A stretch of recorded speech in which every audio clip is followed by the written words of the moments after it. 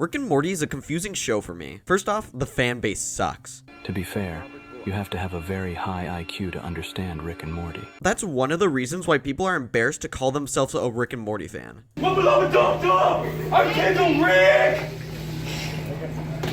Rick! Rick! But not me. It's pretty hard for me to be embarrassed. I made an hour-long video essay on a Minecraft roleplay. You think I would be embarrassed for liking Rick and Morty? Secondly, there's the whole Justin Roiland thing, which is an awful situation. And finally, I seem to like the same amount of stuff I dislike in the show. Of course, I love the first 2 seasons, some of season 3. 4 and 5 I hated, 6 I liked, and 7 I liked but had some really awful episodes. But it's been a while since I went back and watched the entire series. So I'm going to be doing videos on every season, going episode by episode, ranking them, and seeing if any of my opinions change. So obviously, I'm going to start off with season 1, episode 1, which is called Pilot.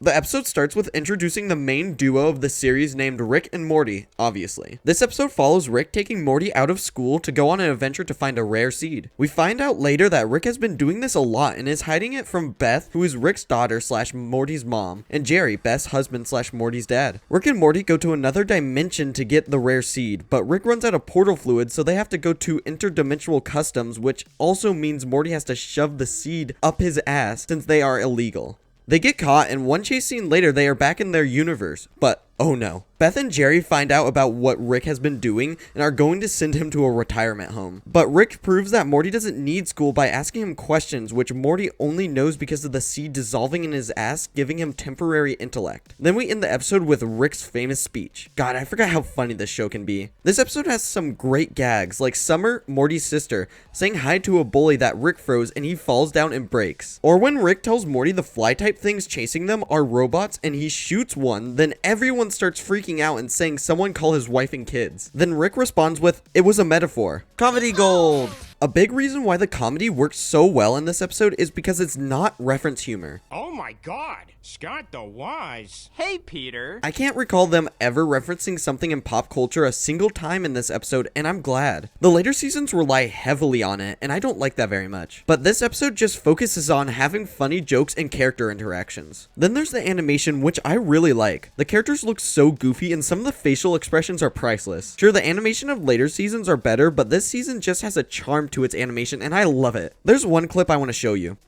Holy crap, Morty, run! Morty, run! I've never seen that thing before in my life! I'm not going to bring this clip up right now, but I will be talking about it in a future video, so don't forget it. I love how the A and B plots merge. If you see my adult animated pilots video, you will know that I love when the A and B plots merge. It makes the episode feel more connected, and if it's done well, it's very satisfying. And this episode's use of it is super satisfying. Rick taking Morty out of school to go on an adventure, then Morty's parents getting mad at that, then the seed they got on the adventure making Morty smart, proving to his parents that he doesn't really need school, is just phenomenal writing. There's one thing wrong with this episode, but it's not really the episode's fault, it's the later episodes. And that's the interdimensional customs. These bug guys come back later on to try and get Rick to give them the power to travel dimensions, but in this episode it seems they already know how to. So I'm guessing they just retconned it later. I could also just be wrong about this, so leave a comment if I am. What a great episode. This is going to be at the top of the list for now and might stay there for a while. Episode 2 is Lawnmower Dog. This episode follows Rick and Morty going into Morty's math teacher, Goldenfold's dream to try and convince him to give Morty an A+. They keep going deeper and deeper into the dreams. They eventually meet Scary Terry and are being chased by him, but then they go into his dream to convince him not to kill them. It works, and Scary Terry helps them escape the dreams and tells Goldenfold to give Morty an A+ in math, and Goldenfold gives Morty an A+ in math. While all this is happening, the family's dog, Snuffles, becomes smart because Jerry was mad at him for peeing on the carpet. So Jerry asks for a device to make Snuffles smarter. This backfires with Snuffles becoming too smart and holding the family hostage. Snuffles even renames himself to Snowball. Rick and Morty help them escape, but then Jerry has the perfect plan to end the dog rebellion. See that? I'm peeing all over your special guns. Bad person. Bad. Morty becomes Snowball's pet. Then Snowball enacts the plan to take over the world. Many months go by, but then Rick comes in and reveals that they are in Snowball's dream and makes Morty's kidneys fail, which makes Snowball realize that the dogs are not like the humans, so they head to a different universe. Another great episode. There are pop culture jokes in this episode, but they are few and far between, so it's still good. It's not like the later seasons that shove these jokes down your throat constantly. I love the concept of continuing to go into more and more people's dreams, and there are some really funny moments with it. This episode does start an unfortunate series of jokes that will plague the series for seasons to come. They make their first incest joke. I'm not gonna play the clip, but just know, this is the episode that started it all. I like how Rick can't just obliterate Scary Terry. It puts actual stakes in the episode. If this was Rick from season 4, he would have just blown up Scary Terry. The A and B plots merge, so that's extra points. This episode made me realize that I missed the family plots. In later seasons, there are hardly any episodes that focus on the entire family. In terms of the ranking, I'm gonna put this underneath the pilot. If you are liking this video so far, please consider subscribing so you'll know when my season 2 video comes out. Also consider liking and commenting. Okay, the self-promotion is over. Back to the video. Episode 3 is Anatomy Park. Rick has been constructing an amusement park inside of a human named Ruben, but something goes wrong, so he sends Morty in to try and figure out what it is. Morty meets many wacky characters inside of Ruben, like Dr. Zeno Bloom, the head of the park, and Poncho, Zeno's bodyguard. The more they explore, the more Morty gets comfortable and actually has good ideas to solve their problems. Then it turns out that Poncho is the one causing problems inside of Ruben, because he hates Dr. Zeno Bloom, and Morty stops him. Then the group is whittled down to Morty and his love interest Annie, and it turns out that Ruben has died. Rick comes up with a plan to enlarge Ruben and rescue the duo through his nipple hole, and the plan works. Then Rick blows up Ruben so it starts raining blood on Earth. Finally, Rick shrinks Annie down so she can make another anatomy park. Morty is obviously mad about this. In the other plot, we follow Jerry inviting his parents over for Christmas, and it turns out that his mother has a new lover, and his father likes to watch them do stuff. Yep. Jerry's not happy about this, but Beth and Summer see it as a beautiful thing, and Jerry runs off. Then when it starts to rain blood, the family runs to Jerry to find out what is happening, and Jerry apologizes. Another great episode. The A and B plots merge, and you know by now that's epic. I forgot this episode was a Christmas special. I usually don't like the episodes and shows when a character goes into another person's body to try and figure something out. They all feel the same and are pretty boring, but this one puts a Rick and Morty spin on it with being a Jurassic Park parody, and it works pretty well. I love John Oliver, and he plays Dr. Zeno Bloom, so that gives this episode extra points. I like seeing Morty being capable without Rick this early on in the series. It's just neat to see. And seeing him actually getting a girl by himself is nice to see as well, especially when Rick shrinks her down, ruining Morty's chances with her. Such a good end to the episode. Same with Rick's speech where everyone is on their phones at the end and he starts talking about how Christ was born that day, which is hilarious coming from him since one of his first lines in the series is God isn't real. I don't like when shows pull the whole we are so disconnected now because of technology, but you can tell this is tongue-in-cheek, so it's fun. Rick's obsession with his ride at Anatomy Park is also pretty funny, especially since it's called Pirates of the Pancreas. In terms of the ranking, it's going to the bottom of the list, but it's still great.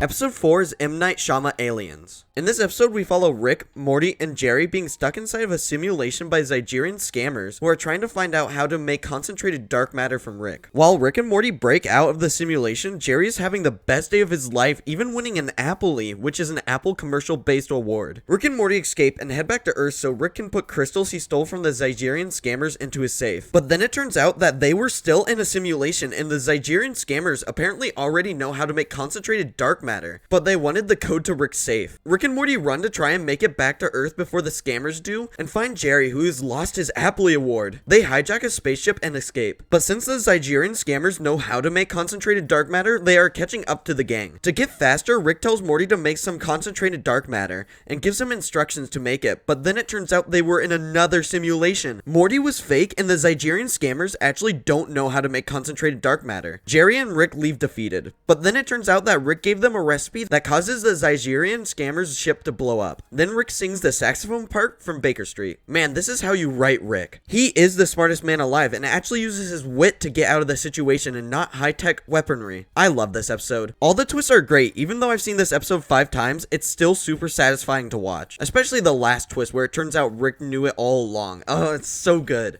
David Cross plays the leader of the Zygerian scammers, so that's a plus. It's also a really funny episode. Listen to me, Morty. Get your clothes off and get in the shower right now, Morty. This is definitely my favorite episode of the series so far, so it's going to the top of the list.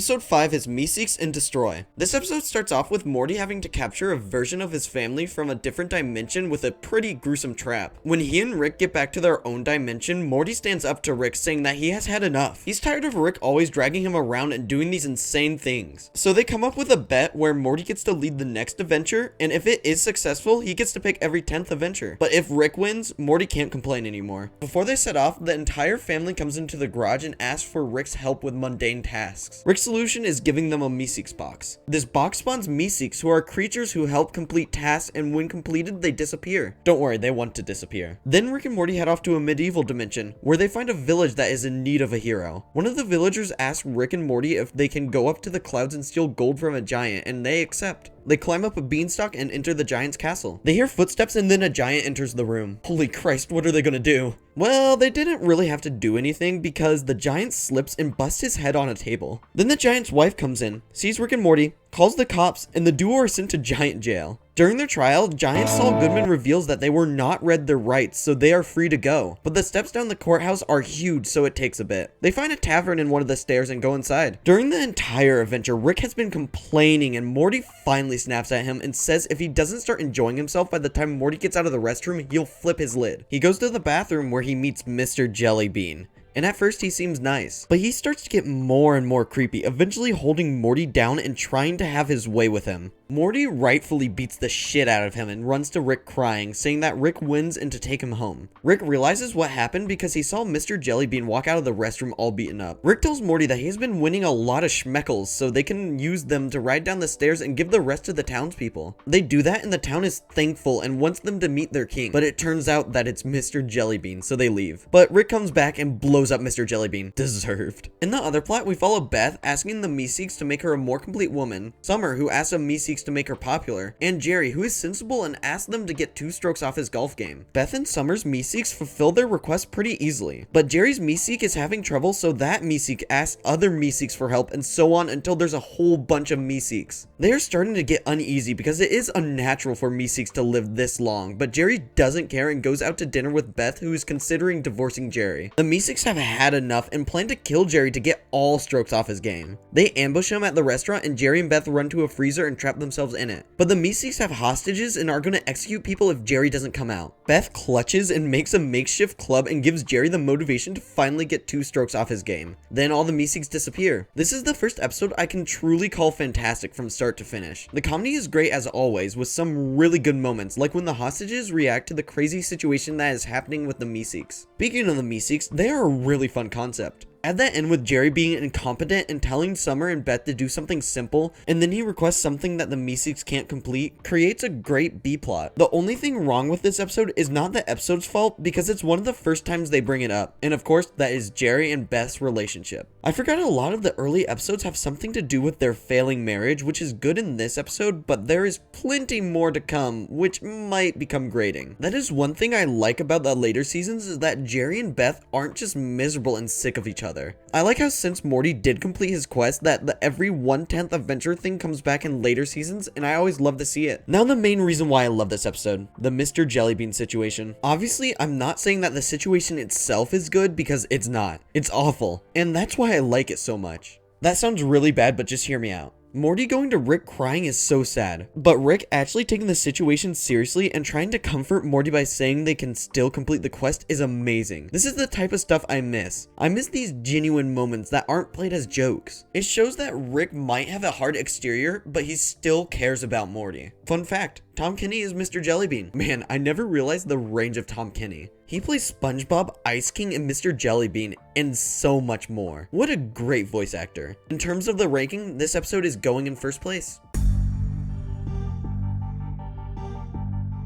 Episode 6 is Rick Potion number 9. It's the day of the flu season dance and Morty wants to go with Jessica, his crush, but she already has a date. When Morty goes home, he asks Rick if he can make some type of love potion to get Jessica to fall in love with him, and Rick reluctantly gives him one. Morty leaves for the dance and puts the potion on Jessica and she falls for Morty. It turns out Jessica has the flu and she infects everyone with the Morty love bug, and now everyone wants Morty. Rick comes in and saves Morty and has apparently come up with a solution to fix the Morty love epidemic, but instead he accidentally turns everyone everyone into praying mantis creatures. It goes airborne and now everyone in the world is a praying mantis monster, but it doesn't affect Rick or any of the family because they are related to Morty. Rick comes up with a new cure and it turns everyone into Cronenbergs. During all of this, we follow Jerry becoming a badass and saving Beth. The only reason why he's trying to find her is not because of the monsters, no. It's because he thinks she's cheating on him. They find each other and eventually Summer. Rick has one last plan, and that is to go to a dimension where Rick solved the Cronenberg problem, but shortly after, him and Morty died. So our Rick and Morty can slip into their place. They also leave Beth, Jerry, and Summer behind, so that's not very nice. Then we get the final scene with Morty looking petrified after burying himself, with Look On Down from the Bridge by Maisie Starr playing. You know it, another great episode. Jerry being a badass is super funny. Even though it is centered around another Jerry and Beth having marriage issues plot, this episode is great, but I do have a problem with it. Morty keeps taking the high road in the situation, saying the situation is Rick's fault, which a part of it is his fault since he did give his grandson a potion that would make anyone fall in love with him, but it's mostly Morty's fault. He's the one that asked Rick to make the potion. It's also a really creepy thing to ask for, especially after what happened to Morty last episode. Making someone love you unwillingly is just a really messed up thing to do. No shit. Sure, Rick forgets to tell Morty to make sure she isn't sick, but once again, Morty is a creep. And sure, Rick does turn everyone into Cronenbergs, but it wouldn't have happened if Morty didn't want to get laid. This wouldn't be as big of a problem if Morty admitted that it's his fault, which he does, but then right after says it's mostly Rick's fault. What a dickhead. Other than that, I like how the blood looks in this episode. It has a really weird texture to it, but it's cool. Even though most of what I've been doing is complaining, I still love this episode. In terms of the ranking, this is going above M. Night Shaym-aliens, but below Meeseeks and Destroy.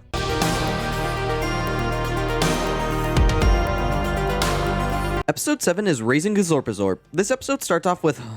I forgot about this episode. This episode starts off with Rick buying Morty a sex robot, which Morty impregnates, and out pops an alien child. Yeah...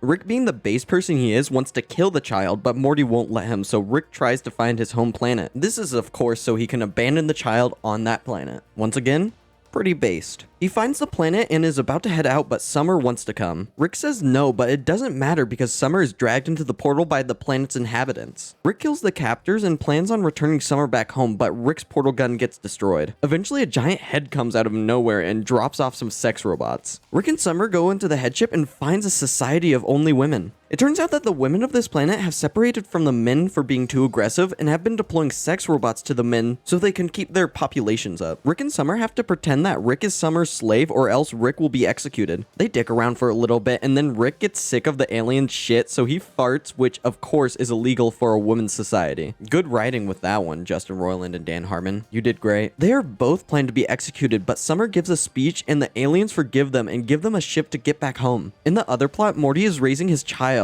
which he named Morty Jr.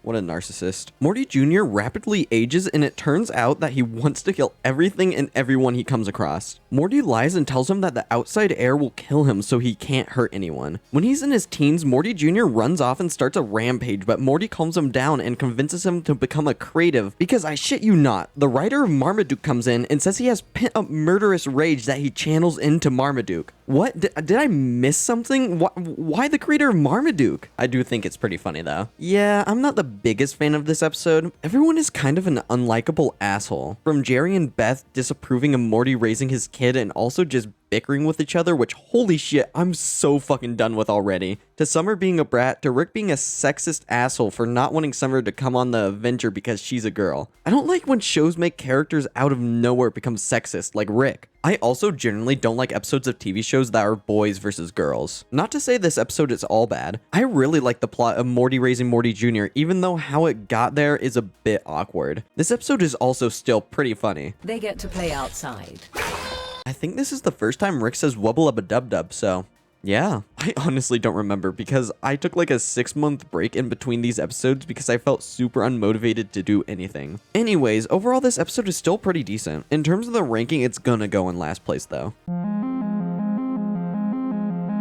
Episode 8 is Rixty Minutes. In this episode, we follow Rick and Morty watching Interdimensional Cable, which is basically TV with infinite possibilities. This plot is mostly the creators of Rick and Morty doing improv skits, and some of them are really funny. In the other plot, we follow Jerry and Beth having marital issues. Yay, my favorite. They discover that in an alternate timeline when they aborted Summer, Jerry became a big-time actor and Beth became a human doctor. They are, of course, both assholes about this and make Summer feel like shit to the point where she wants to run away and do something with turquoise. Morty finds out about Summer wanting to run away, and he talks to her about how he had to bury himself and continue on living with that knowledge. I forgot about this moment. It's sweet to see Morty actually connect with Summer for once. Then the plot ends with it turning out that Beth and Jerry from the alternate timeline still love each other and regret the abortion. This makes Beth and Jerry realize that they did the right thing so they don't get divorced. Ooh. This episode was really funny. I love most of the interdimensional cable shows, especially the Two Brothers one and the Baby Legs one. They're all great though. I also find it really funny when the actors break character and start to laugh. And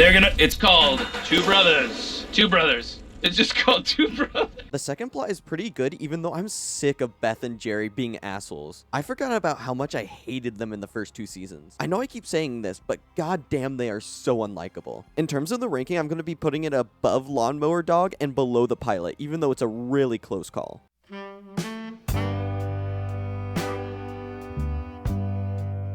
Episode 9 is Something Rick This Way Comes. Oh my god, that's such a bad title. I also forgot about this episode. The first plot is about Summer getting a new job at an antique store, but oh no. It turns out the boss is the devil, giving away items that will benefit a person in some way, but will also curse them. Summer doesn't care, though. Rick does care, surprisingly. Not because he wants to stop the devil, but because he's jealous of him getting along with Summer. Rick opens a business that can decurse items, leading to the devil trying to kill himself, which Summer stops. Summer motivates the devil to keep going, which he then creates a business that's worth millions. But then he does what any devil would do and kicks Summer out with no reward. So Rick and Summer do the obvious thing and get swole and beat the shit out of him. In the other plot, Jerry says Pluto's not a planet. So this episode was...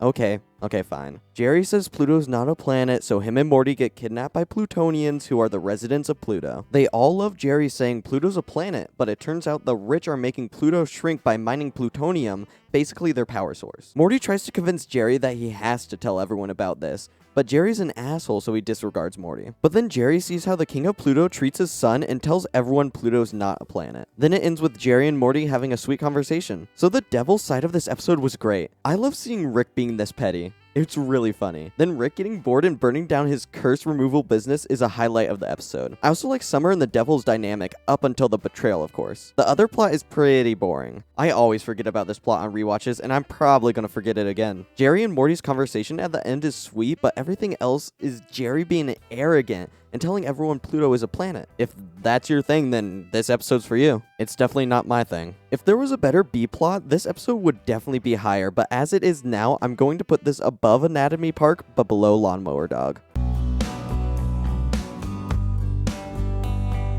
Episode 10 is Close Encounters of the Rick Kind. This episode is a doozy. I'm telling you this now, don't drink every single time I say Rick, because you'll be dead in a couple minutes. It starts off with Rick and the family eating breakfast. It seems pretty normal at first until another Rick and Morty comes out of the portal, kills Rick, and takes Morty. It turns out that the Rick that was killed wasn't our Rick. To make this less confusing, I'm going to be calling our Rick and Morty C-137 since it's revealed this episode that's the universe they're from. While Rick C-137 is enjoying breakfast, a bunch of Ricks barge in and take him and Morty. They take them to the Citadel of Ricks, which is basically a government of Ricks. They lead them to the Council of Ricks, who are the rulers of the Citadel, and it's revealed that a bunch of Ricks have been murdered and they think Rick C-137 killed them. Rick and Morty C-137 escape and find the Rick who killed all the other Ricks. I'll call him Evil Rick. Evil Rick wants to download Rick C-137's mind and kill him. But before he can finish his plan, Morty C-137 starts a Morty revolution and kills Evil Rick. At the end of the episode, it's revealed that Evil Rick was being controlled by Evil Morty.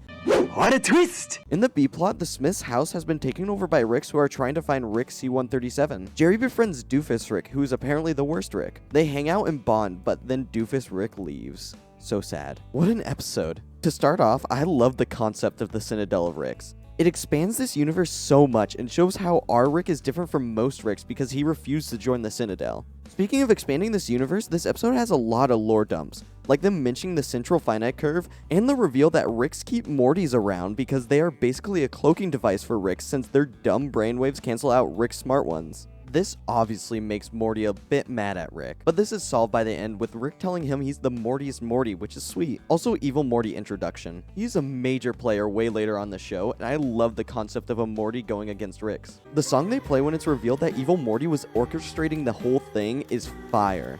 The chase scene where Rick uses his portal gun to get away is also really cool. The Jerry subplot is also really good in a different way. It's just kind of sweet seeing Jerry and Doofus Rick become friends, and their eventual split up is tragic. These are the kinds of plots I want to see done with Jerry, not him being an incompetent asshole. Anyways, this episode is going above Rick Potion number 9 and below Meeseeks and Destroy.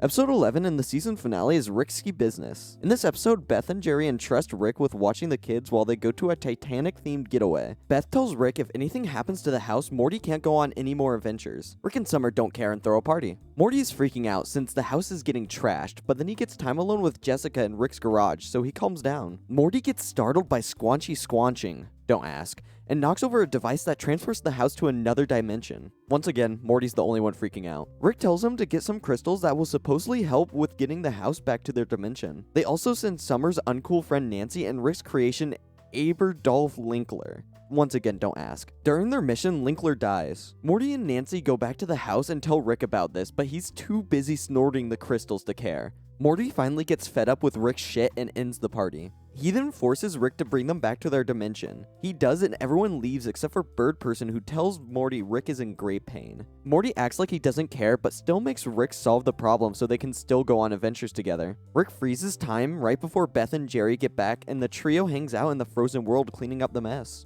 In the other plot, Beth and Jerry are in a replica of the Titanic, but Beth isn't into it because she's a bitch. She then asks a cleaning lady to take her place for Jerry, and she obliges. Her and Jerry start to bond, but then she forces him to draw her naked and almost rapes him. Wow, that escalated quickly. Beth saves Jerry and they go home, and that's where the season ends. This episode was pretty good. There are some really funny moments, and seeing all the wacky characters at the party is cool. Rick and Summer are insufferable in this episode, but they're supposed to be. They do get their comeuppance at the end, at least Summer does. The Jerry subplot is uncomfortable to say the least. I remember watching this episode when I was like 10, and the plot fucked me up. I do find the emotional moment in this episode where Rick says I love my grandkids sweet, but also a bit out of character for him. Last episode he couldn't say he cared for Morty, let alone love him. That's just a nitpick though. In terms of the ranking, it's gonna go below M. Night Shaym-aliens but above the pilot. So that was Rick and Morty season 1. Now to answer the question, was it any good? No.